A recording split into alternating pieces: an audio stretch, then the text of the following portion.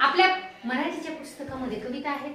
तुम्हाला कविता आवडतात की धडे आवडतात? बरं जास्त कविता आवडतात. कशासाठी आवडतात? कशामुळे आवडतात सांगा कविता? बरं, धडे पण असतात की शिकण्यासाठी? मजा येते. कशामुळे? चाल लावतो आणि आपण त्याला कृतीतून गातो की नाही, म्हणून कविता आवडते. बघा हालचाल. आता बघा हे साहित्य आणि याच्यावर आपल्याला काय प्रश्न दिलाय बघा बरं. वरील यमक दर्शक शब्द घेऊन कविता तयार करा. आता याच्याचे शब्द वाचा बरं. वाचा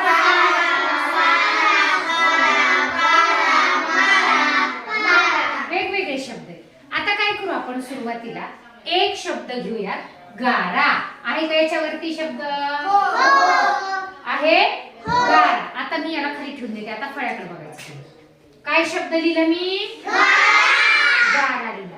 आता गारा हा एकदाच आला तरी चालेल त्या कवितेमध्ये, पण अशी कविता तयार करायची. कविता म्हणजे खूप सारी मोठी करायची असंही नाही. ती 4 ओळीची असेल, ती 8 ओळीची असेल, 12 ओळीची असेल, किती असेल. आपण सध्या 4 ओळीची करूया, म्हणजे तुम्हाला लक्षात येईल कशी करता येईल. आता बघा शब्द काय आला पाहिजे त्या कवितेमध्ये?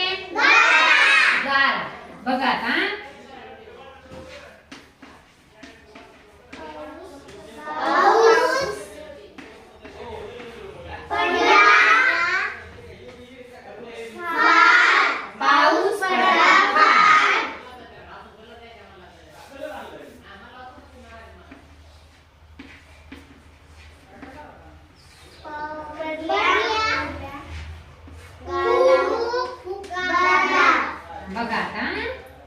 पाऊस पडला फार पडल्या खूप गारा.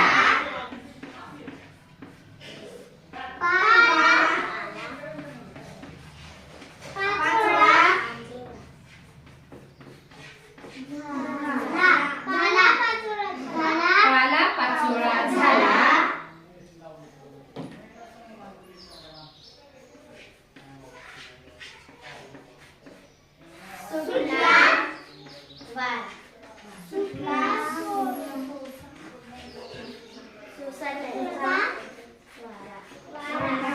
झाली कविता तयार.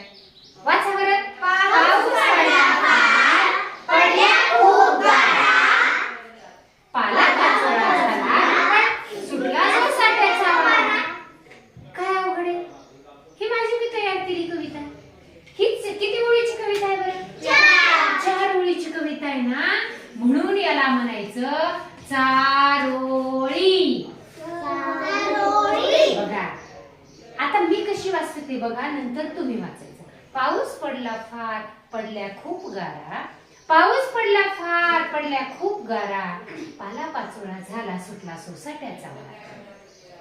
कविता कशी वाचावी लागते का गावी लागते?